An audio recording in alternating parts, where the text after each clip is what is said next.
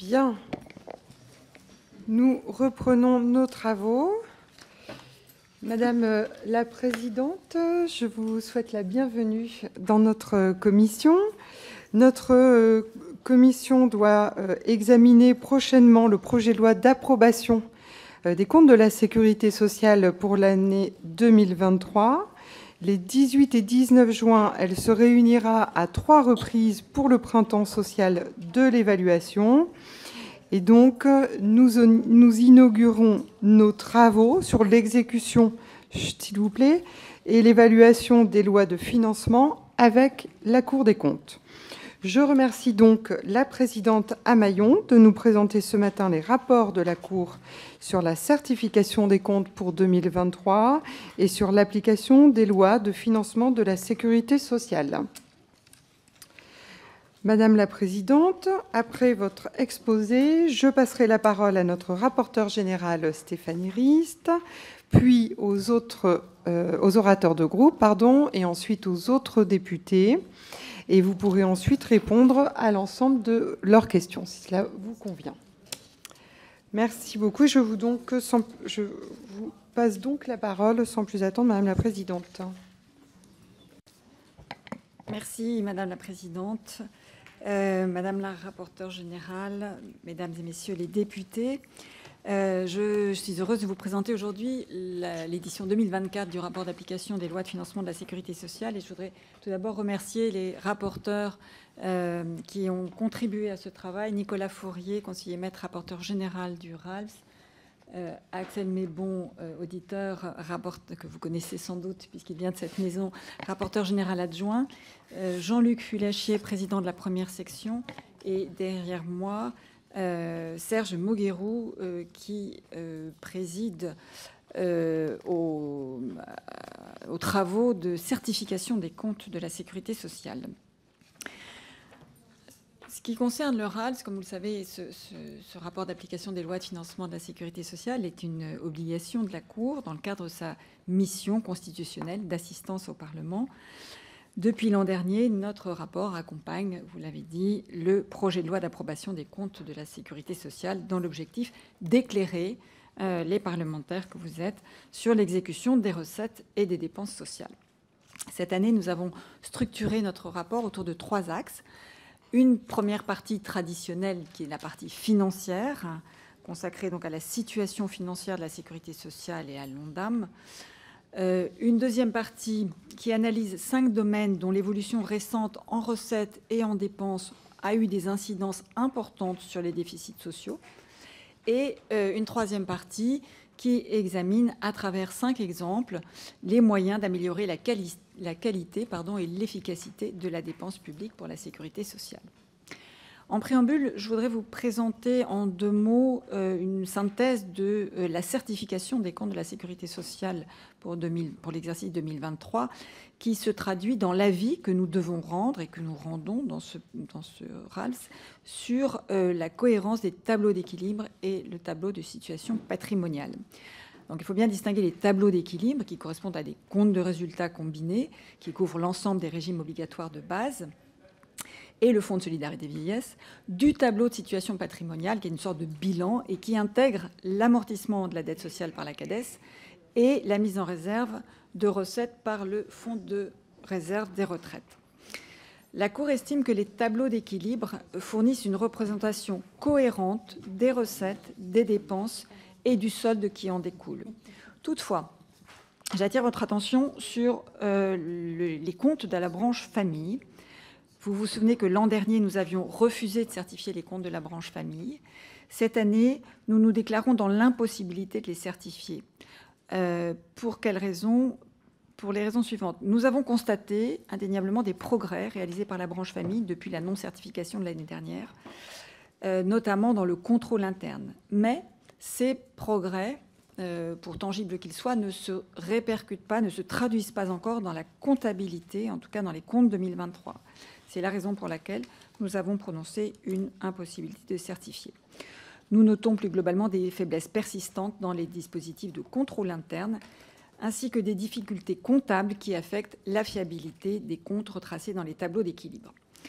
Le rapport de certification indique que la branche vieillesse voit de nouveau augmenter le nombre d'erreurs de liquidation. Une pension sur 8 est toujours affectée d'au moins une erreur en 2023 et l'incidence financière peut être estimée à 1,2% du montant des prestations liquidées, majoritairement au détriment des assurés. Par ailleurs, pour ce qui concerne la branche maladie, l'évaluation incomplète du risque lié à des contentieux en cours, notamment liés aux médicaments, conduit à sous-évaluer de façon trop significative les provisions. Au total, elle entraîne un défaut d'assurance qui atteint environ 1 milliard d'euros, ce qui améliore d'autant le résultat de la branche maladie. Comme elle le fait depuis des années, la Cour alerte également sur les différentes contractions de produits et de charges qui permettent d'aboutir au tableau d'équilibre. Ces contractions s'écartent du cadre fixé par la loi organique. Elles minorent les montants des produits et des charges par rapport à ceux retracés dans les comptes des régimes de sécurité sociale et du Fonds de solidarité vieillesse. En parallèle, nous alertons sur plusieurs points techniques. Nous constatons une amélioration de la situation patrimoniale de la sécurité sociale après une dégradation marquée, notamment par les conséquences financières de la crise Covid. Les fonds propres ont progressé de 7 milliards d'euros et le résultat net est désormais positif à 8 milliards et demi. L'endettement financier net atteint 113,4 milliards d'euros au 31 décembre 2023. En conclusion, l'avis sur les tableaux d'équilibre et de situation patrimoniale réitère les recommandations des années précédentes sur la nécessité de mieux formaliser les retraitements opérés pour la production des tableaux d'équilibre, de mettre fin aux contractions de produits et de charges. Et il demande par ailleurs d'anticiper de 10 jours le calendrier de production des comptes. Ce calendrier a été raccourci pour la production des annexes aux comptes, mais pas pour la production des comptes eux-mêmes. Il faut donc que cette amélioration dans la production, dans le calendrier de production des comptes soit effectuée. Je vous propose maintenant d'examiner la première partie de notre rapport qui porte donc sur la situation financière de la sécurité sociale. Nous nous alarmons d'une trajectoire de déficit non maîtrisée qui impose un redressement rapide.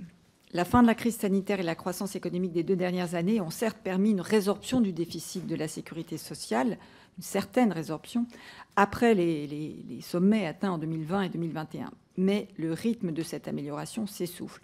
Le déficit s'établit en 2023 à 10,8 milliards d'euros. Il est supérieur de près de 4 milliards d'euros aux prévisions de la loi de financement initiale. Ce déficit aurait même été encore plus élevé, de 1,5 milliard, sans l'application en 2023 de mesures techniques. Et la principale de ces mesures, je l'ai dit tout à l'heure, porte sur les conditions de provisionnement de risques contentieux dans le domaine du médicament pour 1 milliard d'euros environ. L'écart du déficit à la prévision s'explique d'abord côté recettes, donc par de moindres recettes. Après un début d'année dynamique, nous avons constaté fin 2003, pour la première fois depuis 3 ans, une diminution de l'effectif salarié qui, couplée au ralentissement de l'inflation, a mécaniquement conduit à une progression de la masse salariale moins forte que prévu et donc à de moindres recettes pour la sécurité sociale. Le déficit est accentué également par une faible maîtrise de la dépense d'assurance maladie. La branche maladie porte en effet à la fois la totalité du déficit 2023 et est responsable de la totalité de sa dégradation par rapport à la prévision initiale. L'amélioration par rapport à 2022 est imputable uniquement à la fin de la pandémie de Covid-19. Il n'y a eu aucun réel effort d'économie. Le déficit de la branche vieillesse, quant à lui, se réduit de 1 milliard grâce à la bonne tenue de la masse salariale jusqu'au 3e trimestre 2023 et au relèvement de 1,6 milliard de la contribution que verse l'État au titre des retraites des fonctionnaires et des régimes spéciaux. Mais la branche vieillesse a dû contribuer par ailleurs à hauteur de 900 millions d'euros à un mécanisme complexe de compensation aux organismes de retraite complémentaires des exonérations de cotisations sur les bas salaires, alors même que ces organismes de retraite complémentaires sont, comme vous le savez, excédentaires. Un dispositif équivalent a mis à contribution les branches famille et accidents du travail et maladies professionnelles à hauteur de 600 millions d'euros pour financer l'UNEDIC. Au regard de ces montants atteints par les versements, donc 1,5 milliard, et de l'état des finances de la sécurité sociale, ces dispositifs devraient pouvoir être réexaminés. Les perspectives pour l'avenir sont inquiétantes. Pour 2024, la loi de financement de la sécurité sociale prévoit un déficit de 10,5 milliards, équivalent à peu près à celui de 2023. Il ne pourra pas être respecté sans un net ralentissement de la dépense d'assurance maladie. Pour ça, il faudra maîtriser la dynamique des dépenses et il faudra surtout réaliser des économies nettement plus élevées que ce qui a été fait ces dernières années. Après 2024, le déficit de la sécurité sociale devrait recommencer à se creuser selon les propres prévisions du gouvernement et atteindre plus de 17 milliards d'euros en 2027. Nous atteindrions là, en 2027, un point de bascule. Un point de bascule car le déficit deviendrait supérieur à la capacité d'amortissement de la CADES.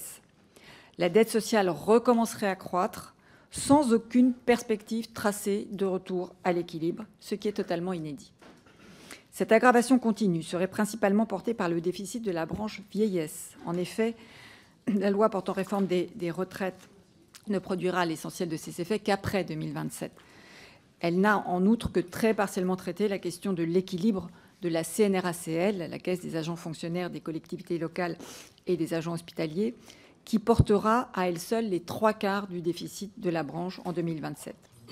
En ce qui concerne la maladie, le déficit de la branche devrait se stabiliser autour de 9 milliards d'euros, à condition toutefois que le rythme de progression de l'ONDAM soit maîtrisé autour de 3% par an. Cela impliquerait des économies importantes, alors même que le gouvernement n'a annoncé à ce jour aucune réforme en ce sens. Cette trajectoire nous semble insoutenable en l'état. La dette sociale serait de plus en plus portée par la COS, à hauteur de 70 milliards d'euros dès 2027, ce qui pourrait placer la sécurité sociale en situation de très grande fragilité financière. Il est urgent d'assurer un financement permanent des déficits sociaux et de mettre en œuvre des réformes, dont certaines d'ailleurs sont illustrées par les chapitres thématiques de la deuxième partie de ce rapport que je vais évoquer dans quelques instants. Auparavant, je souhaiterais revenir sur l'ONDAM, l'objectif national des dépenses d'assurance maladie, qui représente 80% des dépenses de la branche. Alors que l'ONDAM 2023 était annoncé comme celui de la sortie de crise et donc rigoureusement maîtrisé, ces dépenses ont continué d'augmenter de 4,8%, dépassant largement l'objectif initial de 3,2%. Pour la deuxième année consécutive, le dépassement atteint près de 4 milliards d'euros. Plusieurs décisions intervenues en 2023 expliquent pour partie ce fort dépassement. Les revalorisations salariales, le dynamisme des soins de ville et la rallonge budgétaire allouée aux établissements de santé pour atténuer leur déficit. Cela n'empêche pourtant pas la persistance de déficit des établissements de santé et des établissements médico-sociaux. Les hôpitaux publics enregistraient ainsi pour la deuxième année consécutive un déficit important. Enfin, la première partie, c'est-à-dire la partie financière de ce RALF, se termine par une analyse d'un dispositif peu connu, mais particulièrement complexe, les transferts financiers de compensation démographique entre régimes de retraite. Ce système de transfert a été créé en 1974 et devait durer 4 ans.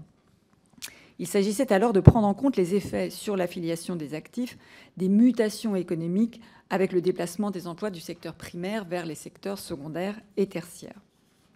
Ce dispositif de solidarité était minimal pour ne pas dissuader les régimes de retraite eux-mêmes de consentir des efforts nécessaires pour revenir à l'équilibre. Près de 50 ans plus tard, le système perdure et c'est 6 milliards d'euros qui sont encore transférés, ce sont les chiffres 2022, entre 17 régimes de base de retraite. Mal piloté, ce dispositif est fondé sur une architecture désormais artificielle. D'autres mécanismes financiers se sont ajoutés au fil du temps, au prix d'une complexité croissante.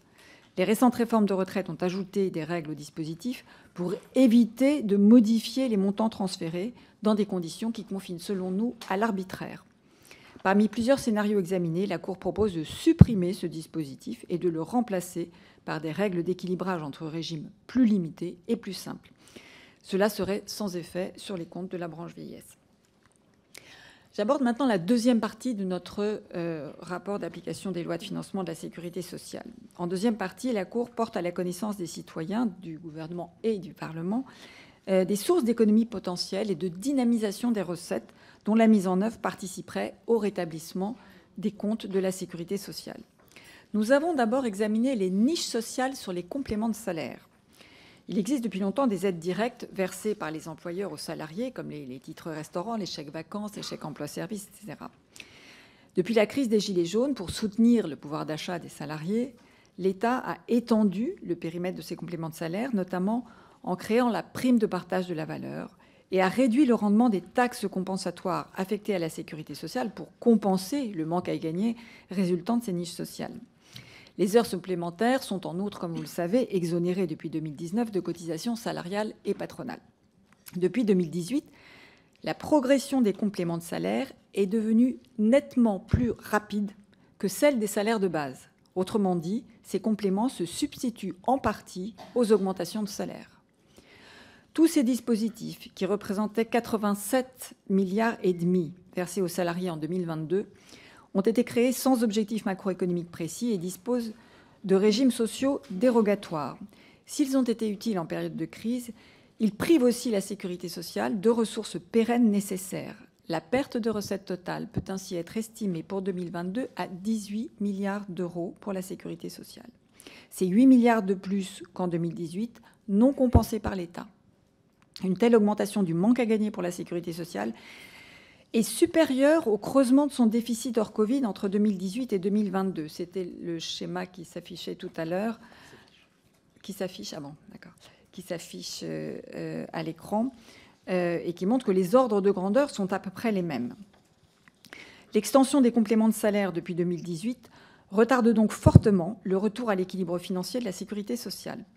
La répartition des compléments de salaire est en outre inéquitable entre les salariés, car les dispositifs de partage de la valeur sont concentrés sur les plus grosses entreprises et sur les salaires les plus élevés. La Cour recommande donc à l'État de compenser le manque à gagner pour la sécurité sociale et de revenir vers les conditions de droit commun pour ces dispositifs dérogatoires. Les économies chiffrées pour la sécurité sociale pourraient, selon nous, dépasser 4 milliards d'euros par an. La Cour propose également des sources d'économies dans le domaine des arrêts de travail pour maladie. C'est le deuxième chapitre de cette deuxième partie. Indemnités journalières pour arrêt de travail maladie qui ont représenté 12 milliards d'euros de dépenses pour la sécurité sociale en 2022, en augmentation de 50% depuis 2017, ce qui représente une augmentation moyenne annuelle de 12% et de 7% hors dépenses Covid. Si l'effet de la crise sanitaire donc, est difficile à isoler, cette augmentation est surtout liée à la dynamique des salaires, à l'augmentation du nombre des actifs et à leur vieillissement et à des changements de périmètre d'affiliation. La réglementation qui encadre ces arrêts maladie est complexe et mal connue des assurés. Sa simplification nous paraît indispensable. La lutte contre la fraude est aussi insuffisante, alors même que la généralisation de la télétransmission des arrêts de travail permettrait de tarir quasi intégralement les risques de fraude. De nouveaux outils informatiques ont été créés pour cibler les médecins surprescripteurs. Ils pourraient être utilisés de façon plus graduée avant de déclencher des procédures de sanction. Enfin, il était impératif de trouver les voies d'une meilleure régulation de la dépense. Plusieurs voies sont possibles que nous explorons dans le chapitre. La durée maximale d'indemnisation, aujourd'hui de 3 ans, pourrait être réduite à 2 ans par exemple, avec une meilleure prise en charge des pathologies chroniques parallèlement. Deuxième piste de régulation de la dépense, la part prise en charge par la sécurité sociale pourrait être réduite par rapport à celle supportée par les entreprises, qui est aujourd'hui à peu près équivalente. Troisième piste, les salariés pourraient également être mis à contribution si 1 ou 2 jours de carence d'ordre public étaient créés. Il n'appartient pas à la Cour, il appartient au gouvernement de définir les meilleures voies possibles après une large consultation avec les parties prenantes et les partenaires sociaux. Selon les dispositifs retenus, la Cour évalue les économies possibles pour la sécurité sociale entre 500 millions et 1 milliard d'euros par an. Nous avons également examiné dans ce rapport les conditions du recours croissant aux médicaments innovants anticancéreux qui se sont ajoutés depuis des années 2000 aux traitements classiques de chimiothérapie, radiothérapie et chirurgie. La Cour met l'accent sur la véritable efficacité de ces médicaments qui permettent d'améliorer l'espérance de vie des patients, mais elle met aussi l'accent sur les défis qu'ils posent en matière de coûts d'une part, ils représentent 6 milliards d'euros avant remise, et de régulation par la puissance publique. Parce qu'il est difficile d'établir rapidement l'amélioration du service médical rendu par ces médicaments, ceux-ci bénéficient d'un mode d'accès dérogatoire de mise sur le marché, c'est l'accès précoce. Sans compromettre l'accès rapide des patients à ces médicaments, la Cour recommande d'une part à la Haute Autorité de Santé de produire des évaluations médico-économiques indépendantes des laboratoires pharmaceutiques et de suivre l'efficacité de ces traitements à long terme en conditions de vie réelles. Elle recommande d'autre part au Comité économique des produits de santé de renégocier le prix des médicaments quand les résultats de ces études sont inférieurs aux résultats initialement attendus. La deuxième partie de notre RAPS comprend également un chapitre dont le sujet est issu d'une consultation citoyenne menée par la Cour en 2022. Il porte sur l'intérim médical. Nous nous alarmons du rapide développement des différentes formes d'emploi temporaire à l'hôpital, dont le coût représente environ 600 millions d'euros. Les rémunérations des médecins contractuels, notamment, dépassent fréquemment les plafonds réglementaires pour un surcoût estimé à 180 millions d'euros. Ce sont les chiffres 2021. Cette situation fragilise le statut des praticiens hospitaliers qui constatent que leurs collègues venus les épauler temporairement sont de plus en plus mieux rémunérés qu'eux, sans être soumis à des astreintes ou des horaires contraignants. La part croissante des emplois temporaires dans les petits hôpitaux, qui atteint parfois le tiers de l'effectif médical, rend les équipes médicales instables et fragilise la qualité des soins. Nous l'avons constaté notamment sur la santé périnatale. Le législateur a récemment introduit une forme de régulation, mais sa mise en œuvre prend du temps et elle apparaît encore insuffisante. Les règles de recours à ces emplois temporaires mériteraient d'être mieux définies et surtout un contingentement de ces types de contrats devrait pouvoir être envisagé. Enfin, pour clore cette deuxième partie, nous avons analysé la question sensible de la fermeture des lits dans les hôpitaux. Le nombre de lits a en effet baissé de 23% entre 2000 et 2022 pour l'ensemble des hôpitaux publics et privés. Cela s'explique pour moitié par un transfert de lits de soins de longue durée de l'hôpital vers les EHPAD et pour moitié par la montée en charge de la chirurgie ambulatoire, donc sans nuitée d'hôpital. La réduction du nombre de lits d'hôpital, nombre de lits qui reste d'ailleurs supérieur à celui de la plupart des autres pays européens rapportés à la population, était nécessaire. Sa mise en œuvre par des baisses de tarifs généralisées a toutefois été insuffisamment pilotée. Surtout, on constate de plus en plus aujourd'hui de fermetures de lits temporaires, notamment la nuit et le week-end, liées à des manques de personnel.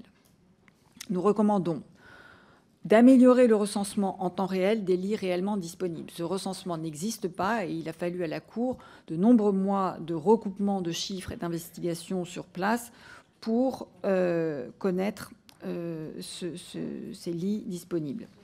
Donc, améliorer le recensement en temps réel des lits disponibles partout sur le territoire, développer des outils permettant d'évaluer l'effectif nécessaire pour effectuer les soins des patients, la charge en soins, et enfin, mieux adapter leur gestion aux réalités de chaque territoire. À l'avenir, les effets du vieillissement de la population ne permettront pas de poursuivre la réduction du nombre de lits. Ils rendront nécessaire une accentuation du recours à l'ambulatoire et une meilleure coordination des professionnels de santé pour fluidifier les parcours de soins. Même avec un taux d'ambulatoire qui atteindrait 80%, on ne dégagerait qu'un tiers du nombre de lits supplémentaires nécessaires liés au vieillissement de la population, toutes choses égales par ailleurs. J'en viens maintenant à la troisième et dernière partie de ce rapport qui porte sur l'amélioration de la qualité de la dépense sociale. Cette partie commence par l'examen de la qualité du service rendu aux usagers par les caisses de sécurité sociale. Les usagers considèrent en effet que cette qualité se dégrade, notamment du fait de la complexité croissante des démarches qu'ils ont à effectuer. Les temps d'attente également augmentent. Dans la branche maladie, un appel téléphonique sur 2 après un temps moyen d'attente de 10 minutes n'aboutit pas ou tombe sur une boîte vocale recommandant de rappeler plus tard. Les délais de traitement continuent à s'allonger et suscitent de nombreuses réclamations. Pire, les réponses que les caisses apportent aux usagers sont souvent erronées. Dans les 2 tiers des réponses, par exemple, apportées par les caisses d'assurance maladie. Donc les 2 tiers des réponses apportées par les CPAM sont erronées. Ce sont les chiffres de l'assurance maladie elle-même. Nous appelons donc à un véritable saut qualitatif pour qu'une plus grande attention soit portée aux usagers en les aidant davantage face à l'utilisation des outils numériques, en luttant contre le non-recours aux prestations et en améliorant la performance des plateformes téléphoniques. Toujours dans les enjeux du numérique en santé, nous avons consacré 2 chapitres à cette question du numérique. Le premier porte sur Mon espace santé, projet relancé en 2019 après plusieurs échecs du dossier médical partagé. Principalement composé donc du dossier médical partagé, ce nouvel espace numérique a été enrichi d'autres composantes. Il s'agit d'un projet coûteux, plus de 700 millions d'euros, mais vecteur d'importantes améliorations potentielles pour la prise en charge des patients, notamment pour la prévention et pour la télésurveillance médicale. Toutefois, de nombreuses contraintes sur la sécurité des données pèsent sur ce projet. L'alimentation par les professionnels de santé est également, à ce jour, très en deçà des objectifs. Nous formulons donc des recommandations pour convaincre les médecins de l'utiliser et recueillir l'adhésion du grand public. L'autre chapitre numérique est consacré au système national des données de santé, le SNDS. Il s'agit d'une base de données principalement issue de l'assurance maladie, des séjours hospitaliers et des causes médicales de décès. La plateforme des données de santé, autrement appelée le Health Data Hub, est chargée de mettre ces données à disposition de la recherche et des acteurs économiques. Alors qu'avec l'intelligence artificielle, les potentialités du système national des données de santé ont été démultipliées, nous constatons que cette base de données reste sous-exploitée et la procédure d'accès pour les chercheurs est anormalement lourde et longue. Il faut lui donner un nouvel élan en réglant d'abord la question cruciale de l'hébergement des données, aujourd'hui bloquées, faute d'entreprises européennes capables de répondre aux besoins pour les fonctionnalités avancées liées à l'intelligence artificielle. Un rapport récent remis au gouvernement estime qu'une solution européenne sera disponible d'ici 2026. Cela nous semble très optimiste. Il serait donc souhaitable que l'assurance maladie fournisse une copie de la base principale du SNDS à un hébergeur relevant du droit de l'Union européenne pour répondre aux fonctionnalités requises pour les traitements simples ne nécessitant pas l'intelligence artificielle. Ce serait un premier pas qui permettrait de sortir de la situation de blocage actuelle. Il faut également réduire les délais de mise à disposition des données et continuer à enrichir le SNDS. Enfin, les 2 derniers chapitres sont consacrés chacun à une branche différente. Nous sommes d'abord penchés sur la retraite des professions libérales, qui représentait 7,2 milliards de pensions en 2022. Leur gestion est assurée par une caisse tête de réseau, la Caisse nationale d'assurance vieillesse des professions libérales, et par ses 10 sections professionnelles. Celles-ci ont conservé une très large autonomie, ce qui leur permet de se maintenir en dehors des règles communes des organismes de sécurité sociale. Cette organisation est complexe et fragmentée. La Caisse nationale n'a pas de réelle capacité d'initiative et ne parvient pas à enclencher des mutualisations pourtant indispensables. En parallèle, la tutelle par les pouvoirs publics est très distante. Nous appelons donc à exploiter les gisements d'efficience que permettrait un rapprochement de ces organismes du reste de la sécurité sociale et permettrait d'améliorer le service rendu aux assurés à moindre coût. Pour cela, un renforcement du rôle de l'État nous paraît indispensable pour redresser la situation. Pour en terminer, le dernier chapitre porte sur les aides accordées aux familles nombreuses, c'est-à-dire à celles de 3 enfants et plus. Elles représentent une famille sur 6 et 30%, un tiers des enfants. Elles bénéficient de dispositifs fiscaux et sociaux pour un montant total que nous avons évalué à 30 milliards d'euros, qui est stable depuis 10 ans. L'essentiel relève des prestations familiales, de la majoration des pensions de retraite et du quotient familial ou encore des aides au logement. À partir de 2012, certains avantages qui leur étaient accordés ont été limités, ce qui a affecté le pouvoir d'achat de certaines de ces familles. Ces familles sont souvent dans des situations socio-professionnelles fragiles. La proportion de non-diplômés y est plus importante, ce qui expose ces familles au chômage, et le taux d'emploi féminin chute drastiquement à partir du 3e enfant. L'augmentation du nombre de familles nombreuses monoparentales a également contribué à accroître singulièrement le taux de pauvreté. Dans un contexte de baisse de la natalité, il paraît donc impératif de redéfinir les objectifs des dispositifs sociaux et fiscaux en faveur de ces familles. Pour conclure, la Cour alerte une nouvelle fois sur l'urgence pour la sécurité sociale d'entreprendre des réformes qui doivent permettre d'envisager une résorption pérenne de son déficit. Dans un contexte économique où la croissance des recettes va se ralentir, la maîtrise de la dépense et la qualité de cette dépense doivent constituer le fil directeur de la gestion de la sécurité sociale. L'accumulation de déficits non maîtrisés fait en effet peser sur l'ensemble de notre système de protection sociale un risque majeur. Une perspective doit être donnée sur les conditions de résorption de la dette sociale et les modalités de son financement doivent être rapidement définies, sous peine, sinon, d'une profonde fragilisation de notre système social.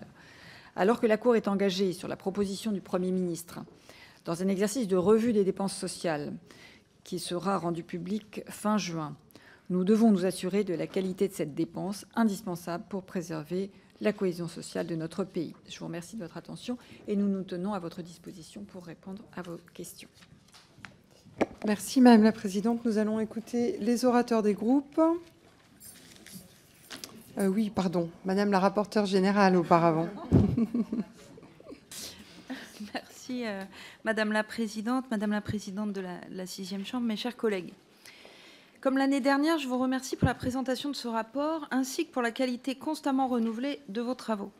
Pour la 2e année consécutive, cette présentation intervient au moment du dépôt du projet de loi d'approbation des comptes de la sécurité sociale plutôt qu'à l'automne. Elle s'inscrit ainsi pleinement dans l'agenda des travaux que l'AMEC s'effectue dans le cadre du printemps social de l'évaluation et que nous aurons l'occasion de présenter dans le courant du mois de juin. Comme vous l'évoquez justement, le déficit des régimes obligatoires de base de la sécurité sociale est supérieur de 2,1 milliards d'euros par rapport aux prévisions actualisées de la LFSS 2024. Outre une croissance des recettes fiscales inférieure aux prévisions, vous expliquez qu'un tel écart trouve ses raisons dans la dynamique des dépenses d'assurance maladie. Vous indiquez par exemple que les dépenses d'indemnités journalières ont augmenté de plus de 50% en 5 ans pour atteindre 12 milliards d'euros en 2022. Vous proposez la diminution de la durée maximale d'indemnisation des arrêts maladie, l'augmentation du délai de carence de 3 à 7 jours pour une meilleure répartition de la prise en charge entre la sécurité sociale, les entreprises et les assurés à l'issue d'une concertation avec les partenaires. Entre autres propositions de maîtrise des dépenses, il y a dans votre rapport la mise en place d'un programme pluriannuel de régulation des dépenses, comme le demande d'ailleurs l'ensemble des fédérations hospitalières, ou encore des propositions concernant les contrats temporaires à l'hôpital. Pourriez-vous nous préciser ces mesures?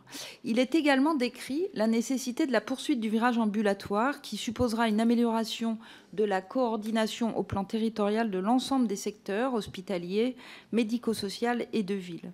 Dans votre proposition, vous évoquez la mise en place d'une méthode d'évaluation de la charge de travail des infirmiers et des aides-soignants. Vous n'évoquez pas la mise en place éventuelle de ratios infirmiers, par exemple, soignants dans les établissements. Avez-vous pu regarder ce point? D'un point de vue des recettes, vous consacrez également un chapitre aux exemptions et exonérations de cotisations sociales sur les compléments de salaire, dans lequel vous suggérez la mise en place d'un pilotage interministériel qui tienne compte de leur soutenabilité financière, des enjeux économiques associés et de l'équité du prélèvement social. Pourriez-vous là aussi nous préciser la forme que pourrait prendre ce pilotage? Sur le même sujet des niches sociales, la récente révision du cadre organique de 2022 a créé le principe d'une évaluation triennale des mesures d'exonération et d'exemption de cotisations sociales, laquelle a vocation à figurer dans l'annexe 2 du projet de loi d'approbation des comptes de la sécurité sociale. Un rapport de l'IGF et de l'IGAS rendu au premier semestre 2023 recommandait de définir le programme d'évaluation de ces niches en l'articulant avec les évaluations de la Cour des comptes et du Parlement. À ce sujet, la direction de la sécurité sociale vous a-t-elle associé aux travaux concernant cette annexe ou vous a-t-elle sollicité afin de coordonner ces travaux? Votre rapport fait enfin une place importante à la question de l'avenir de la dette sociale, alors que le programme de reprise de dette par la CADES, résultant des lois d'août 2020, s'achèvera cette année pour une dernière reprise de 8,8 milliards d'euros de déficit porté par l'URSSAF, Caisse nationale. Nous vous avions d'ailleurs auditionné avec mon collègue Adrien Clouet dans le cadre des travaux que nous menons sur la gestion de cette dette sociale.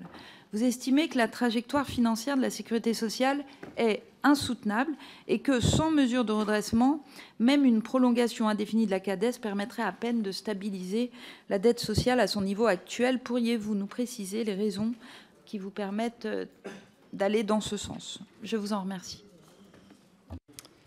Merci Madame la rapporteure générale. Nous allons maintenant entendre les orateurs des groupes avec Madame Vidal pour le groupe Renaissance.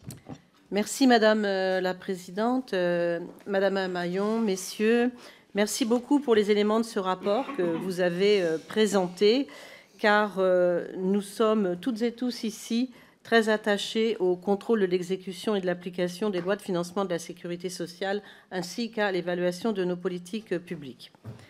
Malgré les points d'alerte que vous avez évoqués, nous retiendrons en particulier que vous avez pu apprécier au cours de ce travail la régularité et la sincérité des comptes du régime général de la sécurité sociale et la fidélité de l'image que donnent les comptes sur le résultat, la situation financière et le patrimoine de ce régime. Sans revenir sur les nombreux éléments chiffrés dont vous faites part dans un esprit de transparence et de fiabilisation des comptes de la sécurité sociale, certaines anomalies significatives et insuffisances d'éléments probants ont retenu mon attention. En effet, elles empêchent ainsi de certifier les comptes de la branche famille et de la CNAF, comme l'an dernier, tandis que 6 autres comptes sont certifiés avec réserve. Vous préconisez ainsi à l'avenir de renforcer les moyens affectés à la conduite des chantiers de grande ampleur relatifs au système d'information et de contrôle interne, indiquant que ces difficultés de certification sont liées à des problèmes techniques, bien que vous notiez également une amélioration des évolutions depuis 2022, avec une baisse significative des anomalies de recettes. Afin de renforcer la performance des contrôles, la capacité de détection des erreurs et éviter toute impossibilité de certification à l'avenir, pouvez-vous nous préciser les propositions que vous pourriez faire pour améliorer cette situation? Et s'il vous plaît, pouvez-vous revenir sur la perte de recettes de 18 milliards liée aux compensations salariales, cela pour améliorer cette situation qui, à mon sens, est préjudiciable à la confiance des Français en la sécurité sociale à laquelle nous sommes tous très attachés. Je vous remercie. Merci. Madame Mélin pour le Rassemblement national. Merci Madame la Présidente. Merci Madame la Présidente Amaillon pour ce travail. Inlassablement, depuis 1996, sur les rapports d'application et 2006, avec les rapports de certification des comptes de la sécurité sociale, votre institution dit et redit toujours la même chose. Freins multiples, manque de rigueur, manque de cohérence dans la centralisation et la gestion des comptes sociaux. Le moindre dysfonctionnement sur ce champ de certification, qui en l'occurrence cette année serait de 695,5 milliards, soumis à la certification, entraîne une incertitude majeure. C'est encore le cas cette année. La branche maladie présente un déficit de 11 milliards d'euros, mais comment en être sûr, puisque 2 anomalies comptables et 6 insuffisances d'éléments probants dans un champ supérieur à 5,5 milliards apparaît dans votre rapport, avec 2,8 milliards de recours contre tiers sans doute non recouvrés, pas plus que le 1,3 milliard pour créances de soins donnés à l'étranger, ou des fraudes estimées selon vous entre 4 à 6 milliards, sans doute le double, des indus non recouvrés de 2,5 millions d'assurés qui n'auraient pas dû bénéficier de la PUMA dans les années précédentes, 10% de fraude sur la C2S, l'incertitude majeure sur la gestion du 1,2 milliard de l'AME, les 3,1 milliards d'erreurs de remboursement de soins courants ou les 300 millions sur les IJ. Vous avez par ailleurs certifié, malgré recommandations, la branche AT-MP, la vieillesse et différents organismes centraux. Pour autant, un dossier sur 8 est frappé d'erreurs en matière de vieillesse et un dossier sur 2 en matière d'indemnité journalière. Avec le contrôle des organismes centraux et les organismes de recouvrement, ce sont plus de 39 observations majeures qui auraient été formulées. En revanche, comme l'an dernier, vous n'avez pas certifié la branche famille, trop d'incertitudes majeures, puisque 30% des montants versés sont affectés d'erreurs non corrigées, composées comme l'an dernier majoritairement d'indus, 20% sur le RSA, 15% sur les APL. Évidemment, cela pose un énorme problème. La liste est d'ailleurs longue. Au total, cette constance dans l'approximation devient de plus en plus suspecte. Quel intérêt à multiplier ainsi les écueils? Madame, merci pour votre travail. Monsieur Rattenon pour la France insoumise. Merci Madame la Présidente. Chers collègues, Madame la Présidente de la 6e Chambre de la Cour des comptes, votre rapport est saisissant et démontre une baisse inacceptable du service public. Une nouvelle fois, vous refusez de certifier les comptes de la branche famille en raison des erreurs de versement des prestations sociales, prime d'activité et revenus de solidarité active, aide au logement et les retraites sont aussi concernés. La majorité des erreurs de versement relèvent, selon vous, du traitement des dossiers. Pour l'illustration, à La Réunion, la semaine dernière, l'intersyndicale de la Caisse générale de sécurité sociale a révélé que 10 000 dossiers seraient actuellement en souffrance au service retraite en raison du manque criant de personnel dédié. Toujours selon l'intersyndicale, de nombreux retraités sont sans ressources depuis plus de 6 mois. Oui, vous ne l'écrivez pas, mais ce gouvernement est plus enclin à faire croire que les bénéficiaires des minima sociaux sont des fraudeurs, alors que dans la plupart des cas, ce sont des erreurs de saisie faisant fi du droit à l'erreur. Même le droit du reste à vivre, prévu par le Code de la sécurité sociale, est bafoué. J'ai abordé la question de la Réunion, mais nous savons tous que c'est le cas dans la plupart des régions de France. Aussi, j'aurai 3 questions à formuler. Pouvez-vous chiffrer le montant des prestations sociales qui n'ont pas été versées à tort en 2023 et le nombre d'allocataires concernés? Sinon, pourquoi? Êtes-vous en capacité d'évaluer la part des suspensions automatiques des versements suite à la détection d'un indu sans notification? En quelle mesure les erreurs de saisie des allocataires entraînent-elles un indu? Enfin, recommandez-vous l'abandon de l'usage qui est fait du data mining discriminatoire et entraînant une automaticité du contrôle? Je vous remercie, Madame la Présidente. Monsieur Viry, pour le groupe Les Républicains. Merci, Madame la Présidente. Cet ordre du jour ce matin de notre commission est excessivement important eu égard à notre système de protection sociale, dont je crois comprendre que vous appelez, à travers vos mots, à une reprise en main ferme et claire. Je crois avoir cru comprendre également, dans vos observations, à l'appui de vos travaux de certification, que vous évoquiez un pilotage défaillant avec des artifices mis en œuvre depuis fort longtemps pour masquer des situations ou pour laisser perdurer, comment dirais-je, une pratique à terme préjudiciable à la solidité, à la fiabilité de notre système de protection sociale. S'agissant de l'équilibre général, 2023 a été une année insuffisante en termes de résultats. 2024 sera une mauvaise année, vous l'avez dit, avec un creusement du déficit au-delà de l'objectif. En 2027, on va vers une dette sociale non maîtrisée, avec le risque d'une faillite du système, faut-il le dire. Ma première question, est-ce que néanmoins, dans les documents qui ont été soumis à notre appréciation à l'automne dernier, est-ce qu'on peut parler d'insincérité dans les prévisions qui ont été soumises à notre appréciation et à nos votes? Deuxième question, Madame et Monsieur, est-ce qu'on pourrait déduire un sous-financement chronique de notre protection sociale, eu égard à des défaillances de choix politiques, à des omissions, si bien que globalement, tout le monde le sait, mais globalement, la décision politique n'est pas prise pour nous permettre de sauver la Sécu, pour dire les choses. Et je voudrais évoquer un troisième sujet, celui des travailleurs indépendants, puisque vous n'en avez pas fait état, alors que je crois que vous avez dû certifier également les comptes du Conseil de la protection sociale des travailleurs indépendants.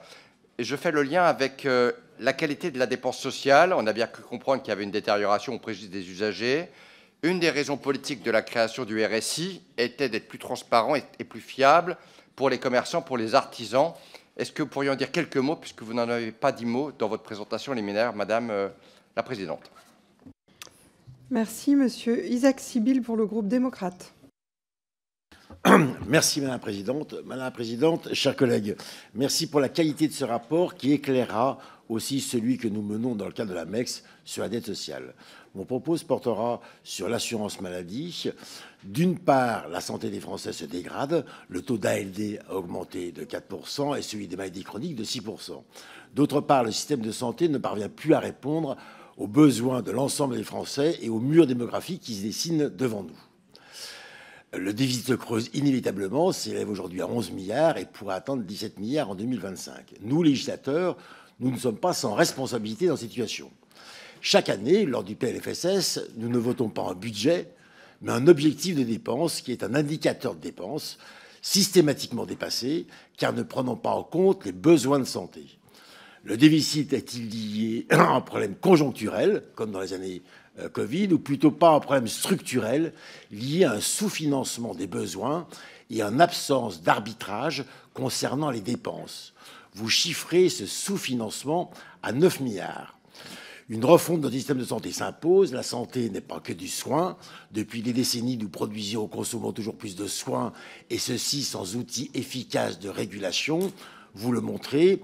Plutôt que de produire toujours plus de soins, ne devons-nous pas produire plus de prévention pour stabiliser l'augmentation des maladies chroniques et ainsi sauver notre système de santé? Je vous poserai seulement 2 questions. Que proposez-vous pour responsabiliser chaque acteur concernant le soin et la prévention? Les acteurs, c'est quoi? C'est les offreurs de soins. les hôpitaux publics, privés, les professionnels de santé, les acteurs du médicament, les financeurs et organismes obligatoires ou complémentaires, les patients ou futurs patients. Comment les responsabiliser? Donc ma question sera aussi une ONDAM, c'est-à-dire qu'une enveloppe nationale de dépenses, entre guillemets une règle d'or, ne pourrait-elle pas être la solution par rapport à ce déficit chronique? Je vous remercie. Merci. Monsieur Paul Christophe pour le groupe Horizon. Merci Madame la Présidente. Chers collègues, je vous remercie Madame la Présidente Amaillon de nous permettre d'échanger ensemble aujourd'hui pour discuter des rapports donc, de la certification des comptes du régime général de sécurité sociale et du Conseil de la protection sociale des travailleurs indépendants pour l'exercice 2023, mais aussi finalement du rapport d'application des lois de financement de la sécurité sociale.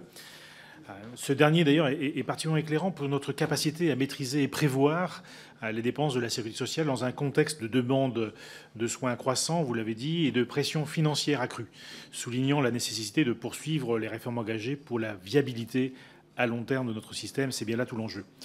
Vous soulignez également, par exemple, l'importance d'améliorer l'information du Parlement concernant la situation financière des hôpitaux. Vous mettez en lumière les limites des informations fournies jusqu'à présent, insuffisantes pour une évaluation précise.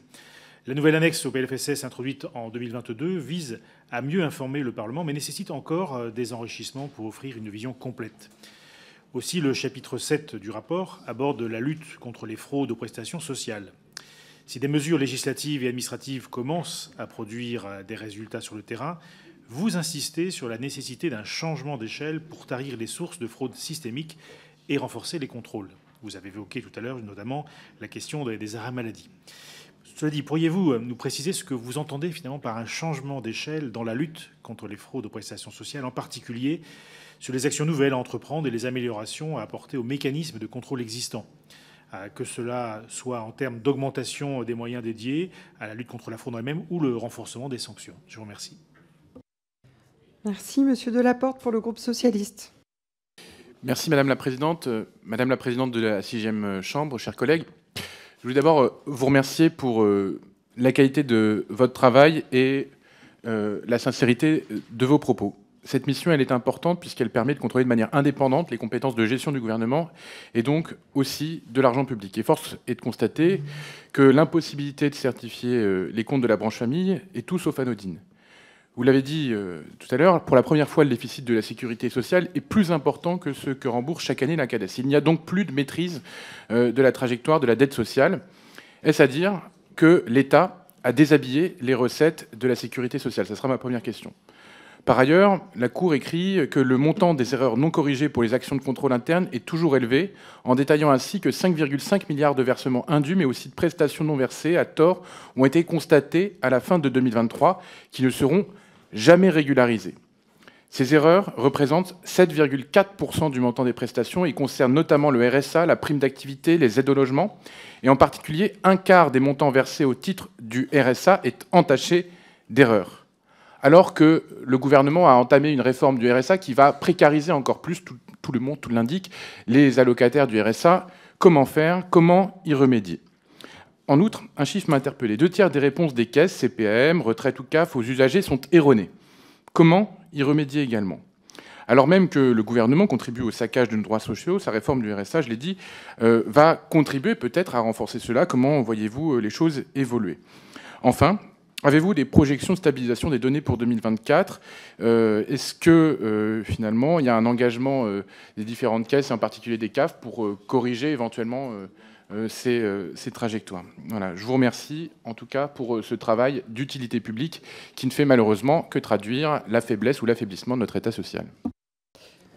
Monsieur Pétavy pour le groupe écologiste. Merci, Madame la Présidente. Madame la Présidente de la 6e Chambre, mes chers collègues. Les rapports qui nous sont présentés aujourd'hui laissent un constat bien amer, celui que le gouvernement n'est toujours pas capable de présenter un programme pluriannuel à même de définir les dépenses nécessaires pour faire face au vieillissement de la population et à l'augmentation des maladies chroniques. Mais également le constat de sa faillite répétée à nous présenter une photographie fidèle des comptes de la sécurité sociale. Pour la 2e année consécutive, la Cour des comptes fait part de son impossibilité à certifier les comptes 2023 de la branche famille, malgré les contrôles internes. Nous atteignons ainsi la somme colossale de 5,5 milliards d'euros de dossiers non régularisés, dont un cinquième des prestations de RSA, qui sont entachées d'erreurs non corrigées. Je tiens à souligner ici qu'il ne s'agit pas seulement d'une question d'erreur comptable et d'insincérité budgétaire. Ces prestations non versées, qui reviennent pourtant de droit aux bénéficiaires, ce sont des jours d'angoisse pour parvenir à boucler dignement les fins de mois, ou un niveau de vie précaire qui aurait pu sensiblement s'améliorer en cas de non-recours, qui touche 30 à 40% des aides. À ce titre, j'aurais aimé savoir si favoriser l'automaticité de versement des prestations pourrait être une piste pour éviter les erreurs liées aux prestations. Une augmentation du personnel dans les caisses aurait-elle un impact positif sur la régularisation des dossiers? Votre rapport constate également qu'un huitième des 885 000 nouvelles retraites versées en 2023 comporte des erreurs. Ce sont donc 110 000 personnes qui ont été touchées sans même le savoir nécessairement. Pourriez-vous, à ce sujet, nous éclairer sur l'impact de la réforme des retraites sur l'augmentation des erreurs de versement? Sont-elles emmenées à augmenter davantage en 2024? Je vous remercie. Merci. Nous avons des questions complémentaires des députés. Monsieur Alauzet. Merci, Madame la Présidente. Merci pour la précision de votre propos, Madame la Présidente. La Cour des comptes s'est trouvée dans l'impossibilité de certifier les comptes de la branche famille, j'y reviens, et de la CNAF pour l'exercice 2023. La Cour note qu'elle avait, je cite, refusé de certifier les comptes de la branche famille de l'exercice 2022, s'appuyant pour fonder son opinion sur une anomalie significative et 6 insuffisances d'éléments probants relatives au cadre général du contrôle interne, aux erreurs affectant les prestations légales du fait d'une fiabilité insuffisante des données déclaratives, aux erreurs résiduelles et des données déclaratives non corrigées après contrôle interne, aux erreurs affectant les prestations légales ayant une origine interne au CAF, des erreurs affectant les prestations extralégales d'action sociale et au recouvrement des indus sur prestations. Pour l'exercice 2023, le rapport relève que l'anomalie significative n'est pas reconduite, mais que les 6 insuffisances d'éléments probants demeurent. La Cour relève par exemple que si l'indicateur de risque résiduel relatif aux données déclarées à 24 mois se stabilise, il demeure néanmoins à un niveau élevé. À cela s'ajoute le fait que l'indicateur de risque résiduel relatif aux données entrantes à 9 mois affiche quant à lui une dégradation, s'établissant à 10,9% des prestations versées en 2023 contre 9,9% en 2022. Aussi, Madame la Présidente, pensez-vous que la mise en place de la solidarité à la source, à partir de 2025, pourrait permettre de mettre fin aux insuffisances et aux erreurs précitées, grâce notamment au pré-remplissage, afin de permettre à la Cour, finalement, de certifier les comptes de la branche famille et de la CNAF. Monsieur Bazin. Merci Madame la Présidente. Madame la Présidente de la 6e Chambre de la Cour des comptes, votre présentation nous alerte sur la situation très inquiétante de nos comptes sociaux, mettant en danger la pérennité de notre système de protection sociale, alors que tant de défis sont à relever avec la baisse drastique de la natalité et le vieillissement de la population. La trajectoire budgétaire que vous décrivez dans votre rapport est très alarmante, avec des déficits qui se creusent après 2024, sans perspective de retour à l'équilibre, ni même de stabilisation, nous conduisant à une dette insoutenable. Je souhaite vous interroger sur la branche famille. Vous nous avez expliqué votre impossibilité à nouveau de certifier la branche famille, eu égard à l'insuffisance du contrôle interne. Vous nous avez indiqué que la situation a évolué, certes favorablement en 2023 sur plusieurs aspects, mais qui ne se traduisent pas dans la comptabilité. Quels sont les aspects qui n'ont pas évolué? Concrètement, quelle traduction des indicateurs de risque d'incidence financière attendez-vous en 2024 pour que vous puissiez à nouveau certifier les comptes? Cela étant demandé, j'ai lu avec grand intérêt le chapitre 13 consacré aux aides aux familles nombreuses.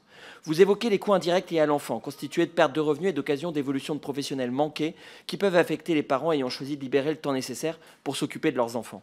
Vous indiquez qu'ils sont plus importants à partir du 3e enfant. Vous révélez que plusieurs mesures ont réduit les avantages accordés aux familles en matière fiscale ces dernières années, notamment par l'abaissement du plafond du quotient familial. Vous révélez que le montant de la baisse mensuelle des allocations familiales, qui sert au calcul du montant de la plupart des prestations servies par la branche famille, a été sous-indexé en 2015, 2019 et 2020. En conséquence, sur cette période 2011-2021, on observe une augmentation de 5%, alors que les prix ont augmenté de 8%. L'économie permise par cette sous-indexation s'élève à 1 milliard, dont la moitié apportée sur les familles nombreuses. Certaines réformes des prestations de garde des jeunes enfants ont été défavorables aux familles nombreuses. L'effet de la mesure prépare, à compter de 2015, a donc été de réduire la durée de la prestation et le nombre de demandeurs, la dépense passant de 2 milliards en 2013 à 730 millions en 2021. ma question, dans quelle mesure les évolutions opérées ces dernières années ont diminué les compensations de ces désavantages constatés? Merci. Madame Valentin. Merci Madame la Présidente. Madame Amaillon, donc, je vous remercie pour la qualité et la sincérité de vos propos. Donc effectivement, le rapport de la Cour des comptes est préoccupant puisque la Cour certifie avec réserve les comptes de 2023 de 4 sur les 5 branches et les prestations de prestations et ne certifie pas la branche famille, ce qui nous inquiète évidemment tous. Face aux dépenses croissantes liées à la perte d'autonomie des personnes âgées, le gouvernement a créé une 5e branche dédiée à l'autonomie au sein du régime général de sécurité sociale. Celle-ci est entrée en vigueur le 12 mai 2022. Créer cette branche spécifique devait normalement permettre d'identifier des recettes et des dépenses afin de mettre en évidence l'effort national à consentir pour le grand âge et le handicap. Au titre de l'exercice 2023, les comptes de la branche autonomie sont pour la première fois déficitaires. Ce déficit s'élève à 574 millions d'euros contre un excédent de 240 millions d'euros en 2022. Dans ce contexte financier difficile, l'adoption d'une véritable loi autonomie grand âge digne de ce nom semble de plus en plus illusoire. La proposition de la loi bâtir la société du bien vieillir en France, débattue l'année dernière, ne correspondait en rien à ce qu'attendaient les professionnels de santé du domicile, les personnes âgées et les familles. Ainsi, selon vous, renoncer à une véritable loi grand âge autonomie est-il un choix purement financier dont nos aînés sont aujourd'hui les principales victimes? Quand une réflexion sur le financement du grand âge et de la perte d'autonomie? Madame Gruet. Merci Madame la Présidente. Tout d'abord, merci également de la qualité de votre travail et de vos propos. Le nombre de personnes en perte d'autonomie et en situation de handicap lié à l'âge, à la maladie ou à une vulnérabilité ne cesse de croître, augmentant ainsi la demande de services de soutien. Or, les besoins et les ressources, sous-entendant le reste à charge pour la personne, varient considérablement d'un territoire à l'autre, créant des disparités dans l'accès et la qualité des services d'aide à la personne mis en place. Il dépend aussi du niveau de dépendance et des revenus, ce que nous n'avons pas dans le secteur de la santé, si ce n'est par manque de professionnels, bien sûr. Je souhaite donc vous interroger également sur la branche autonomie. Les montants pris en charge par les départements français en complément des aides nationales contribuent notamment à cette disparité. Sur l'APA, les départements sont libres de pratiquer des taux de remboursement à leur guise. Résultat, on constate des écarts significatifs qui atteignent presque 10 € de l'heure de différence. Quelques chiffres sur l'année 2022, n'ayant reçu votre rapport 2023 qui hier soir est tardivement. Nous avons en effet 184 milliards d'euros annuels correspondant à la branche d'assurance maladie de la sécurité sociale contre seulement 35,4 milliards d'euros sur la branche CNSA. Comment pouvons-nous rééquilibrer les montants entre ces deux branches, d'autant que certaines hospitalisations pourraient être évitées par un maintien à domicile garanti et souvent répondant à la volonté des patients? En somme, moins d'hospitalisation et de médicalisation pour un meilleur accompagnement à domicile. On remarque par ailleurs l'importance d'une loi de programmation pluriannuelle sur cette prise en charge de la perte d'autonomie. Aujourd'hui, il est plus qu'urgent, à mon sens, de penser une nouvelle organisation du système d'accompagnement avec un volet spécifique sur les besoins exprimés par les populations vieillissantes ou en situation de perte d'autonomie. D'autant que d'ici 2050, nous aurons normalement plus de 4 millions de seniors en perte d'autonomie, contre à peu près 2,5 millions à l'heure actuelle. Alors, de quelle manière pouvons-nous créer un moyen, ou tout du moins des mécanismes de financement innovants qui permettraient à la demande de besoins diversifiés et croissants de notre population. Merci. Monsieur Turquois. Merci Madame la Présidente, merci Madame Amaillon. Le rapport que vous avez commis sur notre système de production sociale avec vos équipes, Madame Amaillon, devrait servir d'électrochoc, je pense, à chacun d'entre nous, quelles que soient nos sensibilités politiques. Ça devrait être une prise de conscience à la fois en termes de ressources qui manquent à l'appel et à la fois en termes d'efficacité générale du système et de son organisation qui génère toujours plus de dépenses et en très forte augmentation et de l'autre côté qui donne l'impression qu'il ne répond pas aux objectifs qu'il s'est donné et on le voit dans le ressenti de nos concitoyens. Il nous faut, à mon sens, des mesures structurelles, vous les évoquez. Mon collègue Cyril Isaac-Sibille a parlé de la prévention. Je voudrais évoquer juste un point sur lequel j'aimerais vous questionner, la question des données de santé et du Health Data Hub.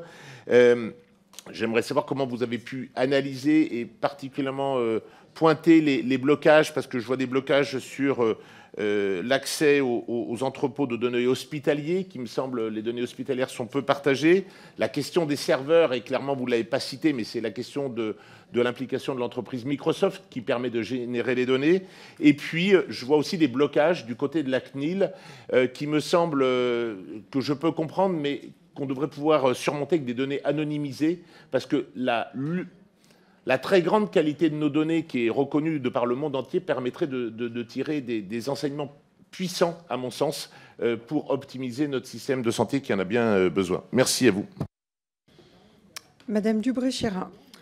Merci Madame la Présidente. Merci Madame pour vos propos liminaires très intéressants. On a une sécurité sociale qui est malade de manière régulière et récurrente et avec une augmentation des dépenses liées en partie au Covid, effectivement, mais on a pris aussi des habitudes avec le Covid et on fait face aujourd'hui à une diminution des recettes conséquentes et préoccupantes. Je voulais aborder deux sujets. Le premier sur les arrêts de travail. À l'heure où on proposerait une déclaration des arrêts sur l'honneur, où on est toujours en difficulté sur la proposition des jours de carence et où on a aussi proposé des arrêts de travail sur les douleurs menstruelles. Quelle proposition vous pouvez nous faire à l'heure où cette augmentation est permanente et récurrente sur les années? La deuxième question, c'est sur les fermetures de lits. Effectivement, on a toujours eu des chiffres sur les fermetures définitives, mais depuis des années, on sollicite d'avoir des éclaircissements sur les fermetures de lits liées au congé annuel ou au manque de personnel qui aujourd'hui sont de plus en plus fréquentes. Quelles sont les possibilités d'améliorer ça et de pouvoir mettre en phase aussi les besoins de personnel en fonction de ces fermetures de lits? Et la dernière chose, c'est est-ce qu'on n'a pas besoin d'une réflexion sur quelle protection sociale nous voulons à 10 ans en fonction de la démographie vieillissante, aussi des demandes de soins qui s'accroissent, pour mettre en phase nos dépenses et nos recettes et les prioriser. Je vous remercie. Monsieur Taché de la Pagerie. Merci Madame la Présidente de la 6e Chambre de la Cour des comptes. Je vous remercie pour la qualité et la minutie de ce rapport. Les conclusions de la Cour des comptes sur la certification des comptes de la sécurité sociale pour l'exercice 2023 sont extrêmement préoccupantes. Le refus de certifier les comptes de la branche famille pour la 2e année consécutive et les réserves émises pour les 4 autres branches mettent en évidence des failles significatives dans notre système. Il est particulièrement alarmant de constater que les recouvrements des indus et des fraudes sont largement insuffisants par rapport au montant en jeu.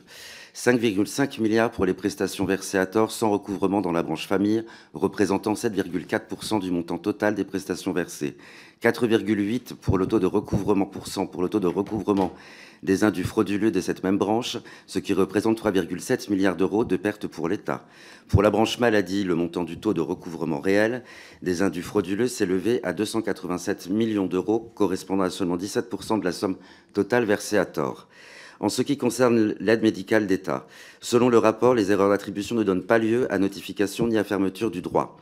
En cas d'incidence financière, aucun indu n'est donc signifié. Face à ce constat alarmant, il est crucial d'explorer toutes les marges de progression possibles pour améliorer le recouvrement des sommes indûment versées. La préservation de notre modèle social en dépend.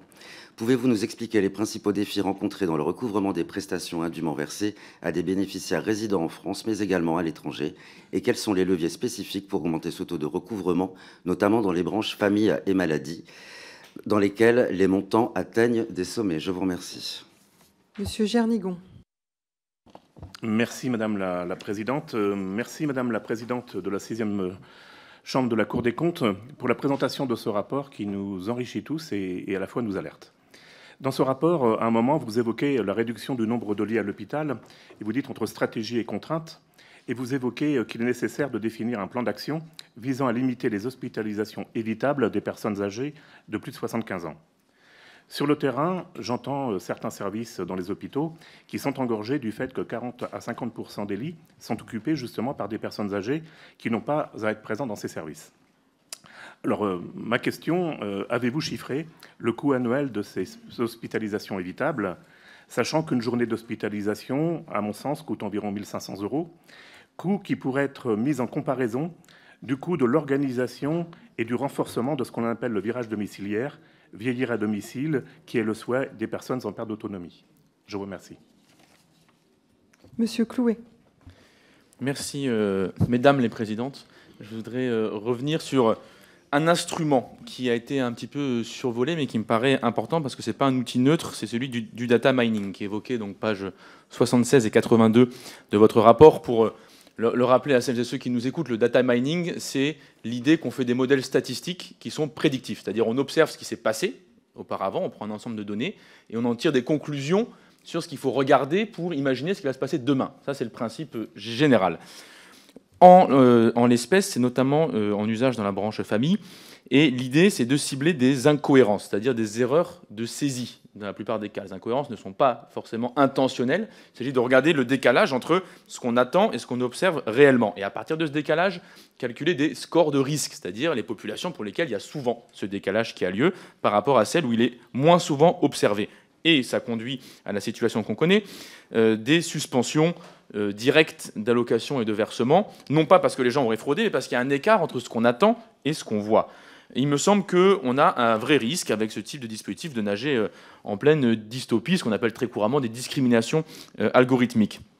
En l'espèce, c'est 32 millions de personnes qui sont enregistrées auprès des CAF, la moitié de la population française qui est soumise et exposée à un tel traitement. Et les scores de risque sont clairement discriminatoires aujourd'hui. Si vous êtes une mère seule, vous avez 30% de risque en plus de faire l'objet d'un contrôle. Si vous avez moins de 500 € de revenus par membre du foyer, vous avez 35% de risque en plus. Si vous êtes en situation de handicap, c'est 20% de risque en plus. Donc, les contrôles ne sont pas répartis en fonction des fraudes observées chez les gens, elles sont réparties en fonction des erreurs de saisie. Et vu qu'on se concentre sur les gens qui font des erreurs de saisie, eh bien on leur impute des fraudes, parce qu'on ne regarde pas les autres. Il me semble que cet outil est donc éminemment problématique. Il ne correspond pas aux principes généraux de notre droit en matière d'égalité de traitement des populations, et je suis convaincu personnellement qu'il faut l'abandonner. Qu'en pensez-vous ? Monsieur Nilor. Merci, Madame la Présidente. Merci pour la qualité et le sérieux de votre travail qui semble faire l'unanimité, ce qui n'est pas rare sur les bancs de cette Assemblée. Vous démontrez une dégradation inédite d'un service public qui faisait jusqu'alors la fierté de la France. L'impossibilité de certifier les comptes, notamment de la branche famille, est aussi une illustration éloquente de la situation que nous vivons. L'État a, semble-t-il, délibérément déshabillé les recettes de la sécurité sociale et par manque flagrant de moyens budgétaires et humains, les erreurs pullulent, particulièrement dans nos territoires dits d'outre-mer, ce qui vient encore aggraver la précarisation de personnes et de familles déjà défavorisées. Beaucoup de nos compatriotes renoncent même à solliciter des prestations auxquelles ils ont droit. Quelles dispositions spécifiques préconisez-vous afin de remédier à la lente agonie de la sécurité sociale et du système de santé, notamment dans les Outre-mer ? Monsieur Frey. Merci Madame la Présidente. Madame Hayon, je vous remercie pour la qualité de la présentation des éléments du rapport utiles à notre commission pour mieux comprendre la situation des différents comptes sociaux. Néanmoins, j'aimerais revenir sur la certification avec la réserve de la branche autonomie. La synthèse du rapport évoque des erreurs affectant une partie des enregistrements comptables et plus spécifiquement que l'établissement des comptes de la branche gérée par la CNSA demeure affecté par un dysfonctionnement de son logiciel comptable. Ce constat récurrent entraîne une incertitude sur l'intégrité des écritures comptables en 2023 avec un logiciel qui ne permet pas de produire les états financiers ou la traçabilité de certaines opérations. Face à ce dysfonctionnement grave, qui peut-être explique en partie le déficit de la branche en 2023 à hauteur de 600 millions d'euros, et à l'heure où nous devons plus que jamais accompagner notre administration vers une modernisation de ces outils numériques pour améliorer la situation de nos finances publiques, avez-vous eu l'occasion d'échanger avec les représentants de la CNSA sur ce sujet ? Et quelles actions recommandez-vous pour résoudre ce problème durablement ? Je vous remercie. Merci à toutes et à tous. Madame la Présidente, pour répondre maintenant à l'ensemble de ces nombreuses questions. Merci Madame la Présidente et merci de l'ensemble de ces questions riche auquel je vais essayer de répondre. Alors, sur les questions de la rapporteure générale, Madame Rist, sur les indemnités journalières relatives aux arrêts maladie, alors comme je l'avais dit dans mon propos, effectivement, ce sont des dépenses qui ont augmenté considérablement depuis 2017, plus de 50% d'augmentation, soit 12% par an en moyenne. Nous avions, au moment de ma présentation à l'écran, un schéma qui donnait les raisons, qui identifiait chacune des raisons qui amenaient à ces 50% d'augmentation. Et on voyait en particulier la part, certes, des arrêts liés au Covid, mais également la part liée à ce que j'appelle l'effet prix, l'effet augmentation des rémunérations, donc augmentation des IJ qui en découlent, l'effet volume lié à la population active et un effet de périmètre, et un certain nombre d'effets dont d'autres ne sont pas identifiés et représentent plus de 850 milliards d'euros. Millions d'euros, pardon. Les principaux facteurs d'augmentation, je l'ai dit, donc effet prix sur les salaires, ça explique 730 millions d'euros d'augmentation. L'effet volume, les effets démographiques expliquent 240 millions d'augmentation. Et le changement de périmètre, 370 millions. Voilà, ça donne des ordres de grandeur des raisons que nous avons identifiées. L'effet Covid, lui, pèse 1,7 milliard. Donc, il est très important. Hors effet Covid, les dépenses auraient augmenté à un rythme de toute manière rapide et très supérieur à l'inflation, puisqu'il aurait été de 7% par an en moyenne entre 2017 et 2022.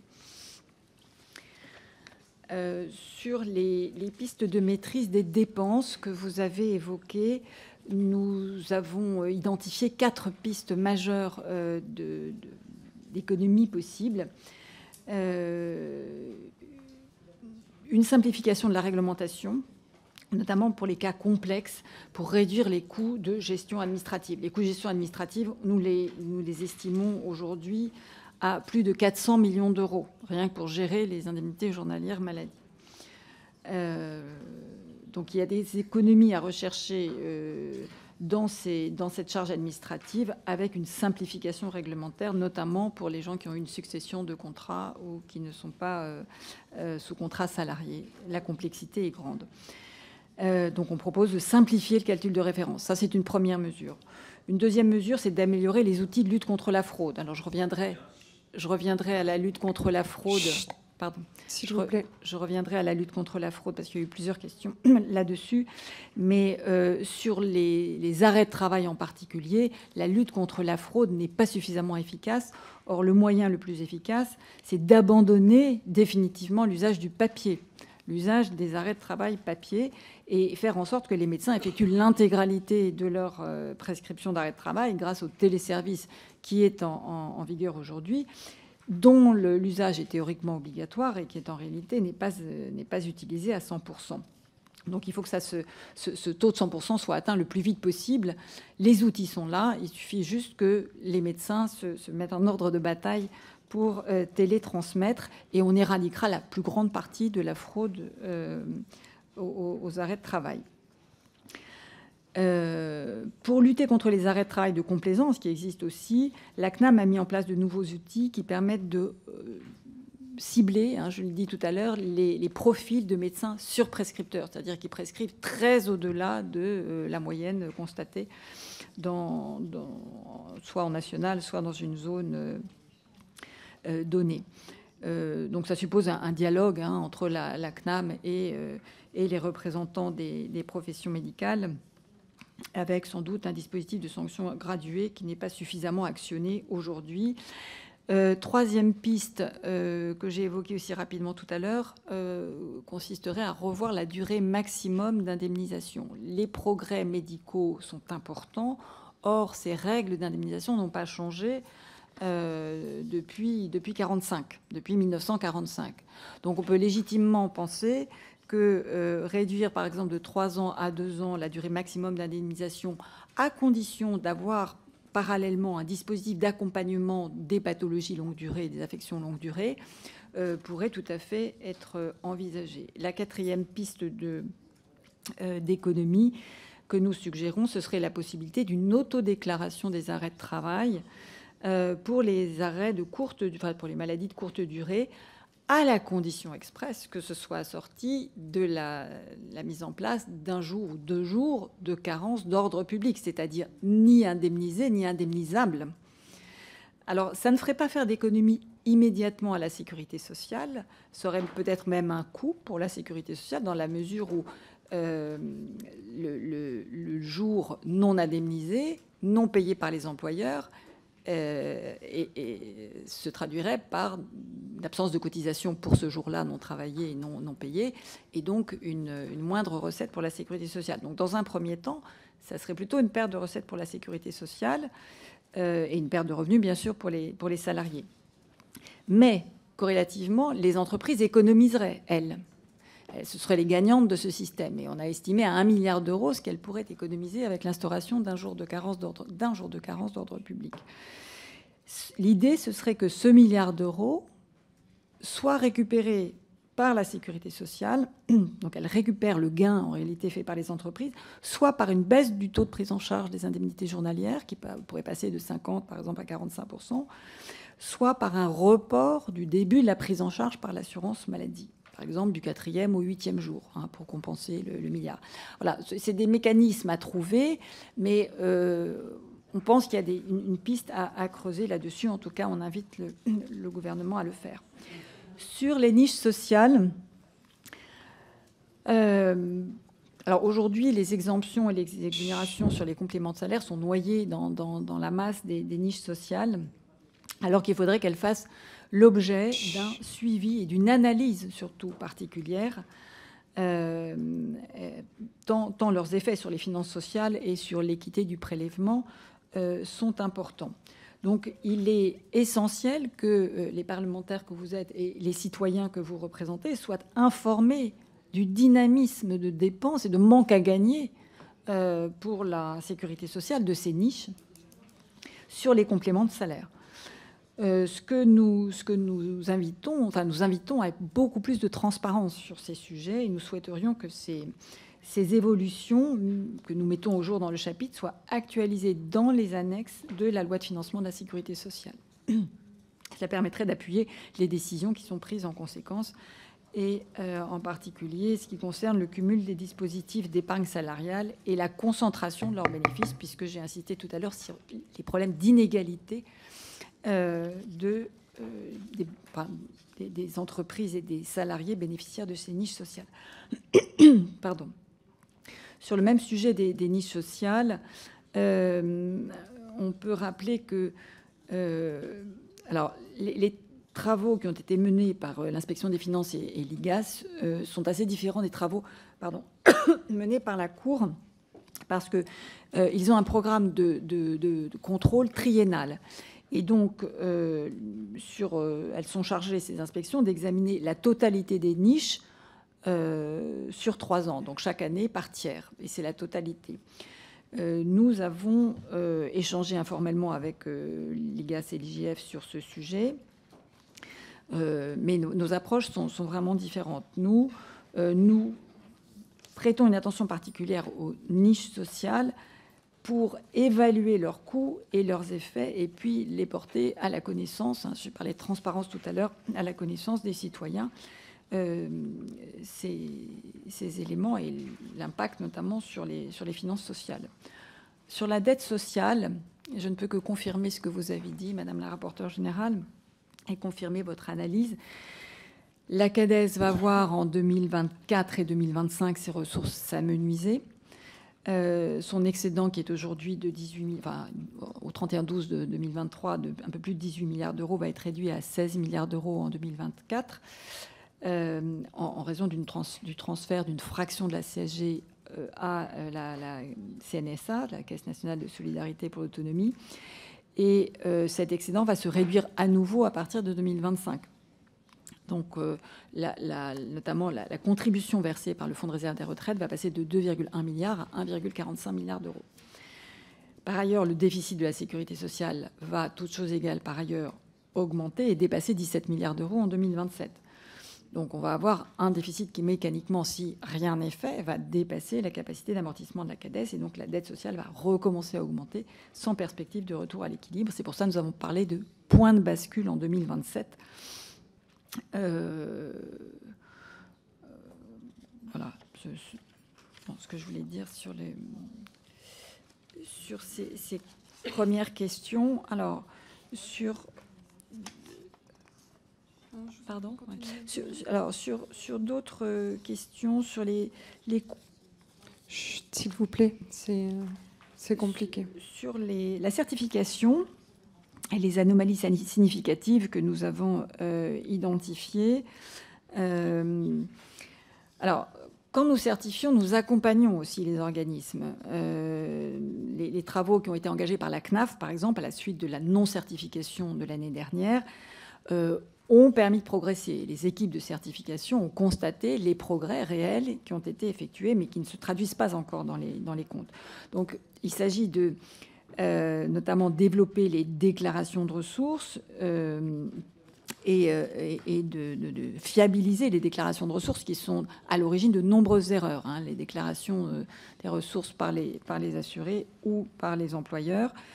Le dispositif de ressources mensuelles qui est maintenant mis en place commence à produire ses fruits et on voit une fiabilisation qui devrait aller croissante de ces déclarations de ressources. Par ailleurs, il y a un renforcement des contrôles et la Caisse nationale d'allocation familiale et la branche famille ont renforcé les contrôles et notamment l'efficacité financière de ces contrôles sur un certain nombre de dossiers à risque. Je reviens une seconde sur les provisions que nous avons estimées trop importantes, les provisions pour risque contentieux. Alors, il n'y a pas de trucage ou de manipulation délibérée des comptes. Il y a juste une appréciation différente du risque entre la COS ou l'assurance maladie et la Cour des comptes. Donc, il y a sur la branche maladie, par exemple, nous n'avons pas approuvé le calcul, le changement, parce que c'est un changement par rapport à ce qui se passait les années précédentes, du mode de calcul de la provision pour risque lié au contentieux sur les médicaments. C'est ce changement de mode de calcul avec lequel nous ne sommes pas d'accord. Nous aurions souhaité et préconisé que ce soit les mêmes modalités de calcul qui s'appliquent, les mêmes qu'en 2022. Ça n'a pas été le cas. Et donc, ça a eu pour effet de baisser la provision pour risque d'un montant de 90%, ce qu'elle était l'année dernière, à un montant de 30%, d'où le milliard d'euros que nous pointons comme étant un risque de provision insuffisante. Alors... sur les questions de Monsieur Ratenon et notamment la question du data mining. Alors, le data mining n'est pas utilisé que par la branche famille. Elle est utilisée par la branche maladie et par les autres branches de la sécurité sociale. Et nous avons constaté dans nos rapports de lutte contre la fraude que l'instauration du data mining a permis un très net progrès dans l'identification de la fraude. Pourquoi ? Parce qu'au lieu de travailler sur des échantillons aléatoires, les caisses travaillent sur des échantillons ciblés a priori grâce au data mining et que les rendements de ces échantillons ciblés sont très, très supérieurs au rendement de contrôle conduit sur des échantillons aléatoires. Donc le data mining en soi, analysé du point de vue de la Cour des comptes comme outil de lutte contre la fraude, est plutôt une bonne solution et une bonne réponse à la question de la fraude. Cela étant dit, je rappelle que nous estimons que 75% de la fraude provient des professionnels de santé et non pas des assurés sociaux eux-mêmes.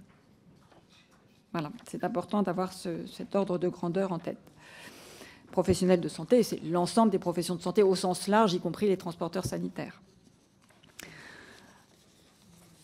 Sur la question de Monsieur Viry, alors l'insincérité, non, on ne peut pas parler d'insincérité des comptes, on ne peut pas parler d'insincérité des prévisions, enfin des hypothèses macroéconomiques qui sous-tendent les perspectives du gouvernement, même si nous considérons que ces hypothèses sont optimistes. C'est ce que considère aussi le Haut Conseil des finances publiques. On les considère comme optimistes, mais après tout, on vient d'avoir ce matin, je crois, c'est pas encore sorti. Il semble, alors soyons prudents, il semble que l'évolution de la masse salariale pour le premier trimestre 2024 soit un peu supérieure aux prévisions. Donc voilà, on n'est jamais à l'abri d'une mauvaise surprise, mais non plus d'une bonne surprise. Donc voilà, on ne peut pas du tout parler d'insincérité. Quant au sous-financement chronique de la protection sociale, là, ça pose un problème beaucoup plus large. Il a été fait référence tout à l'heure aux différents acteurs. Je crois que c'est monsieur Isaac Sibyl qui parlait des différentes parties prenantes et de tous les acteurs. Est-ce qu'il n'y avait pas une réflexion à mener sur une nouvelle répartition des efforts entre les assurés, les professionnels de santé, l'assurance maladie obligatoire, les assurances maladie complémentaires? C'est effectivement une question que l'on peut se poser, ou en tout cas qui méritera d'être posée, tant le vieillissement de la population va avoir un impact très important sur les comptes de la sécurité sociale. J'ai évoqué tout à l'heure juste le nombre de lits, et l'impact du vieillissement de la population sur le nombre de lits, mais l'impact du vieillissement de la population sur les dépenses. Alors, si je ne dis pas de bêtises, toutes choses égales par ailleurs, le seul impact du vieillissement de la population sera de, je dis bien toutes choses égales par ailleurs, et si on fige, si on cristallise la situation aujourd'hui, plus 13 milliards d'euros en 2030 et plus 27 milliards d'euros en 2040. Juste l'effet vieillissement de la population. Donc on a effectivement un problème majeur. On a le problème du déficit aujourd'hui, que rien n'est fait pour résorber. Donc la trajectoire et les hypothèses du gouvernement sont là pour stabiliser le déficit, mais pas pour le résorber. Nous avons essayé, côté Cour des comptes, de faire des simulations de résorption de ce déficit. L'effort à fournir est considérable pour la société française et ne s'inscrit sans doute pas dans un calendrier qui est celui du gouvernement d'ici à 2027. Et au-delà, si on y ajoute les dépenses, sans parler du reste, mais des dépenses liées au vieillissement de la population, on arrive dans des ordres de grandeur qui sont considérables et qui font s'interroger sur la pérennité du système de financement actuel.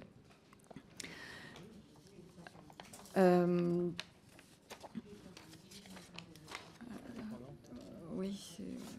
Alors, sur les travailleurs indépendants, puisqu'il y avait une question quand même de monsieur Viry sur les travailleurs indépendants. Alors, je ne me suis pas exprimée dessus parce qu'il y a peu de choses nouvelles par rapport à ce que nous avons dit l'an dernier.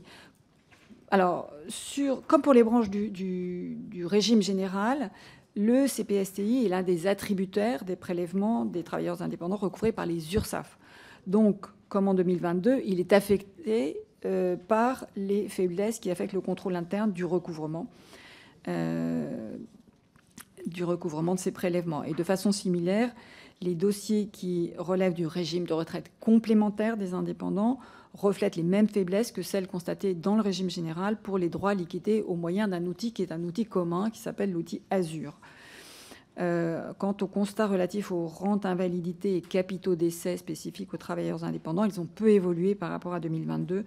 Et sur ce dernier point, la dépense s'est rapprochée de ce qu'elle était avant l'absorption du RSI par le régime général. Voilà quelques éléments de réponse. Alors, sur la prévention, la prévention est évidemment un sujet majeur. C'est difficile d'arriver à chiffrer autrement que pour les actions de prévention secondaire ou tertiaire. Là, on a des chiffrages sur ce qui pourrait être économisé avec une meilleure prévention. Sur la prévention primaire, c'est très difficile. C'est très difficile notamment parce qu'on s'inscrit dans un temps long. Voilà. Et donc, une action aujourd'hui qui porte ses fruits dans 20 ans, c'est tout. Nonobstant, la Cour s'est déjà exprimée sur un certain nombre de sujets qui relèvent notamment de la prévention, ou pour lesquels on voit qu'une meilleure prévention aurait un impact non seulement sur la qualité de vie, évidemment, des patients, mais sur les finances sociales. Et je pense notamment à un rapport que nous avions produit sur l'insuffisance rénale chronique terminale, où nous avions chiffré à quelques centaines de millions d'euros les économies qui pourraient être faites avec une meilleure prévention et donc une prise en charge plus précoce. Il en va de même avec le rapport sur la santé respiratoire. Nous avions également, dans un rapport sur la prévention de la perte d'autonomie des personnes âgées, chiffré à 1,5 milliard l'économie pour la collectivité nationale d'une année de vie, exactement, d'une année de vie supplémentaire gagnée sans perte d'autonomie.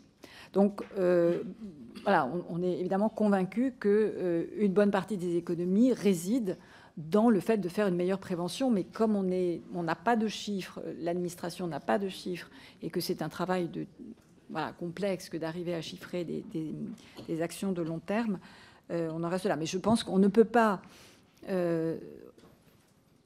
faire reposer aujourd'hui les efforts à consentir sur la prévention et sur la lutte contre la fraude. Ces deux éléments, aussi importants soient-ils, ne suffiront pas, de très loin, à combler le déficit de la sécurité sociale tel qu'il ressort de la trajectoire et tel qu'il sera si on prolonge la trajectoire, notamment avec les effets vieillissement de la population. Alors, le changement d'échelle dans la lutte contre la fraude, oui, nous appelons à un changement d'échelle. Alors, on a constaté une évolution assez nette quand même dans les efforts de lutte contre la fraude que mènent les branches, et notamment la branche maladie. Mais nous invitons à poursuivre et surtout à aller beaucoup plus loin. C'est-à-dire que l'écart entre les montants de fraude estimés et les montants de fraude recouvrés, identifiés d'abord et recouvrés ensuite, est tel qu'il est nécessaire de changer d'échelle. Alors, les moyens, ils sont divers, plus de contrôle, mais c'est surtout mieux de contrôle, j'allais dire. Et on appelle depuis des années à ce que, notamment dans la branche maladie, il y ait davantage de contrôles embarqués dans les systèmes d'information qui puissent permettre de détecter, a priori, avant le paiement des actes, les anomalies, les incohérences, les impossibilités de facturation. Et ça n'est toujours pas fait. Mais par ailleurs, on ne peut quand même que constater les progrès qui sont faits avec un certain nombre d'outils. Le dispositif de ressources mensuelles, à cet égard, est extrêmement prometteur. J'ai dit tout à l'heure qu'une partie des fraudes ou erreurs, erreurs donc pas nécessairement intentionnelles, viennent des données déclarées par les assurés eux-mêmes. Le fait d'avoir maintenant sur les feuilles de salaire un aide sociale devrait permettre aussi de diminuer le nombre d'erreurs constatées, d'erreurs ou de fraudes.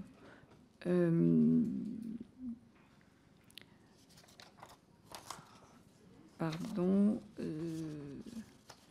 Alors, sur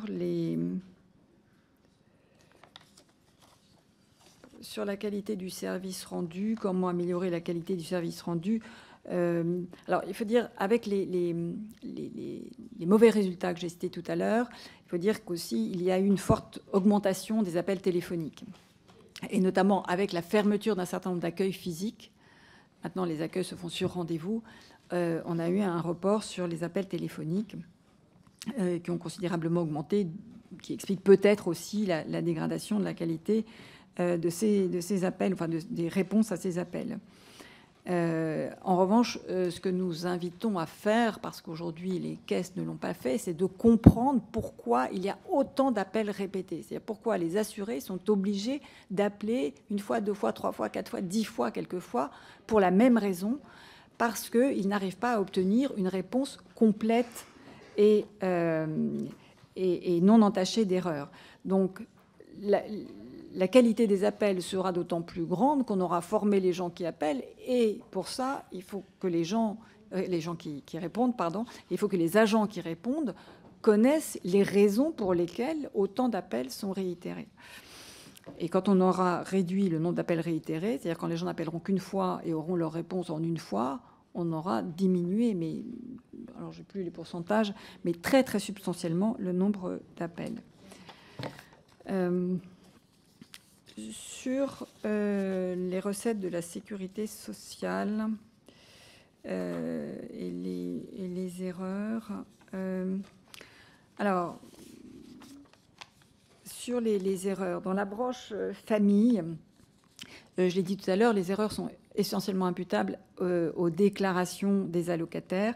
Elles sont aussi en partie imputables à des erreurs des caisses elles-mêmes et aussi à des erreurs de données transmises entre administrations. Cela dit, ces erreurs sont amenées à diminuer fortement parce que de plus en plus de données sont transmises automatiquement, notamment on pense aux pensions alimentaires, mais à d'autres. Et donc la transmission automatique est la garantie d'une fiabilisation. Les taux d'erreur que nous avions enregistrés au moment de la réforme des aides au logement ont été en grande partie résorbés et la plupart des erreurs existantes aujourd'hui proviennent des déclarations des employeurs via la DSN. Sur la branche maladie, il y a un problème de codage des actes. On a un certain nombre d'actes qui ne sont toujours pas bien codés et c'est ce qui explique aussi les erreurs.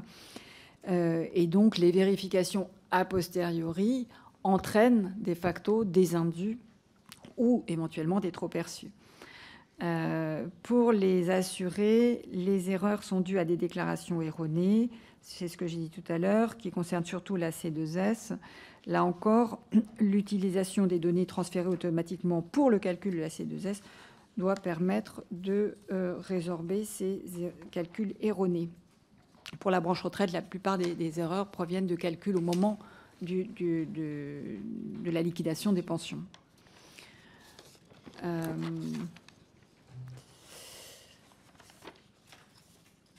Alors,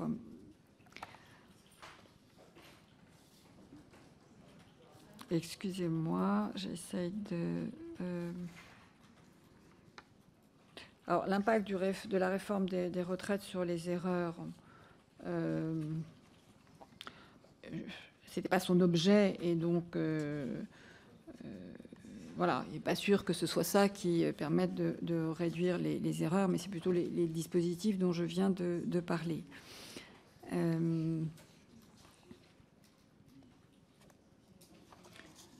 Alors, sur la solidarité à la source, oui, bien sûr, elle peut être là aussi une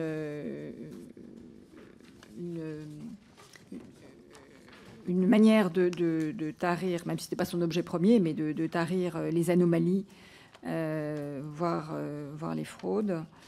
Et elle permettra sans doute de sécuriser et de fiabiliser les données financières qui permettent de calculer les prestations.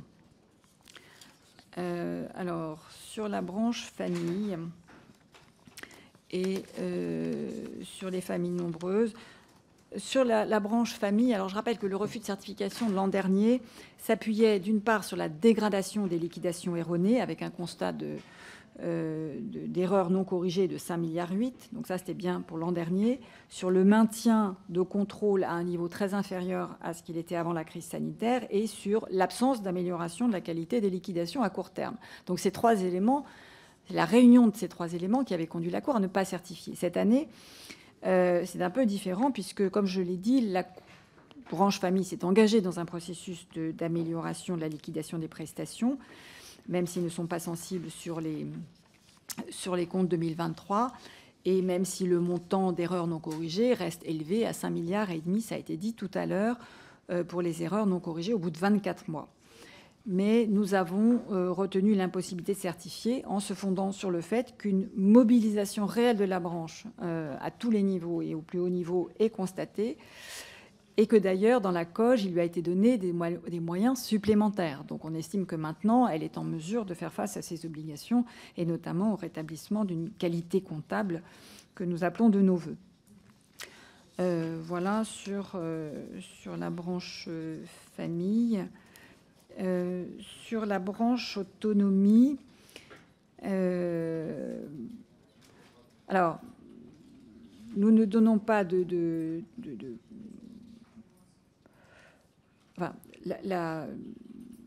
Le déficit de la branche autonomie est de 600 millions en 2023, mais devrait devenir excédentaire en 2024 à hauteur de un peu plus d'1,2 milliard d'euros, lié au point que j'évoquais tout à l'heure de transfert de CSG à la branche autonomie.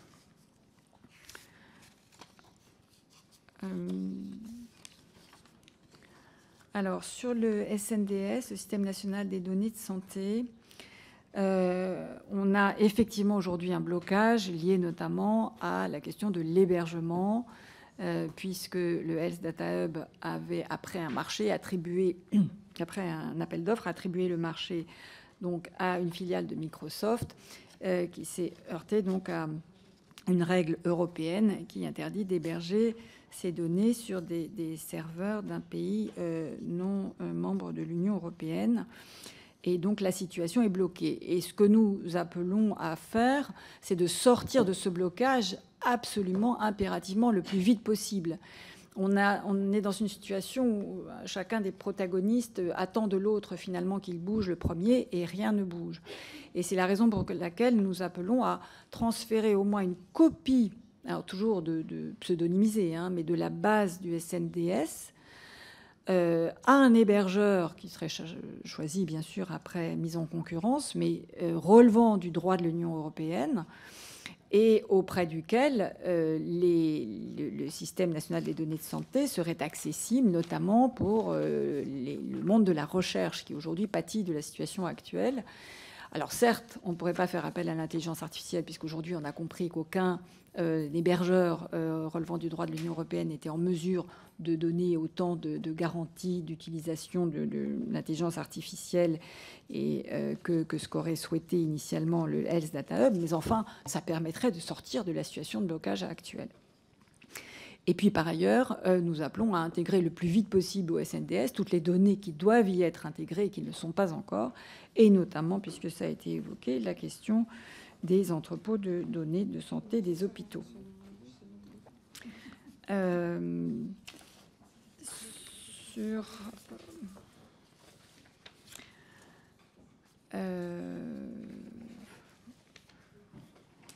je sais pas.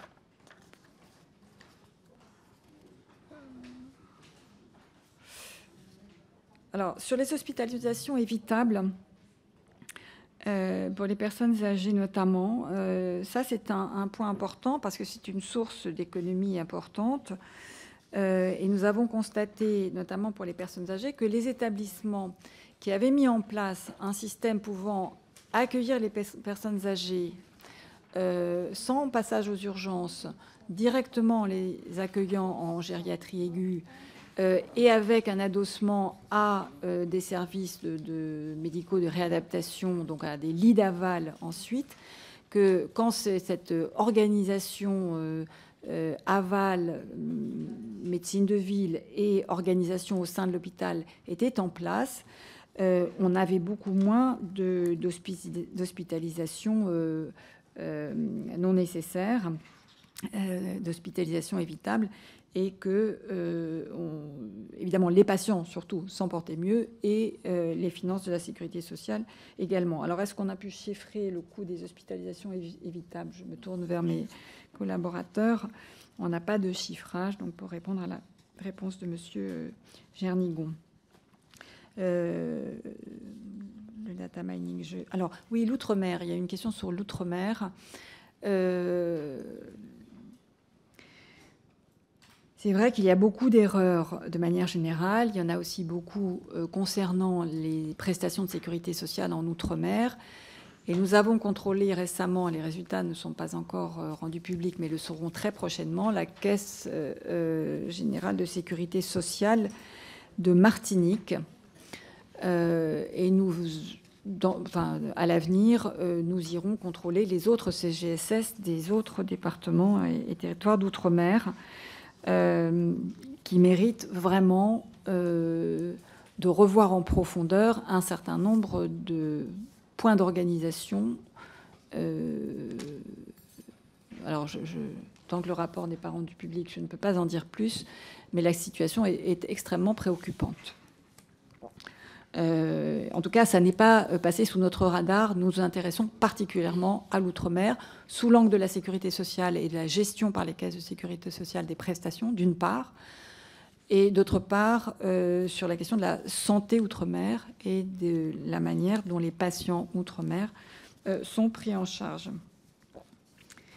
Sur la question du logiciel comptable de la branche autonomie, alors c'est une remarque que nous avions déjà faite l'année dernière et qui avait déjà donné lieu en 2023 à une communication du procureur général qui a écrit au directeur général des finances publiques pour lui signaler ce point d'un logiciel qui, ab initio, tel qu'il a été conçu, permet de rayer des écritures comptables, c'est-à-dire que les écritures comptables ne sont pas sanctuarisées. Alors, un certain nombre de dispositions ont été prises, dont nous espérions avec la Caisse nationale, avec la branche autonomie, qu'elle permettrait à l'avenir d'éviter ce genre de choses. Or, nous constatons qu'il y a encore des écritures comptables qui ont disparu. Enfin, en tout cas, dans la numérotation des écritures, il y a des blancs. Nous avions alerté le DGFiP. Pourquoi? Pas seulement pour la CNSA, même si elle seule, elle le méritait, mais parce que ce logiciel comptable est utilisé par d'autres organismes publics et notamment beaucoup d'établissements publics. Donc il était nécessaire d'alerter au plus haut niveau sur les dysfonctionnements de ce logiciel, ce que nous avons fait. Voilà, je crois que j'ai répondu à peu près à toutes les questions, Madame la Présidente.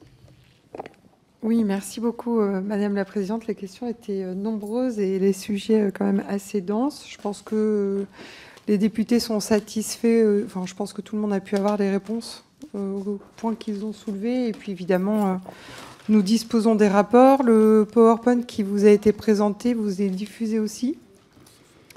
Voilà, donc je pense que nous avons tous les éléments pour continuer nos travaux. Je vous en prie, Madame la Présidente. Autorisée à dire un mot. Je vous prie d'accepter les excuses de la Cour, puisque je crois comprendre que vous avez eu le rapport d'application des lois de financement de la sécurité sociale très tard hier soir, pour une raison que nous ne nous expliquons pas.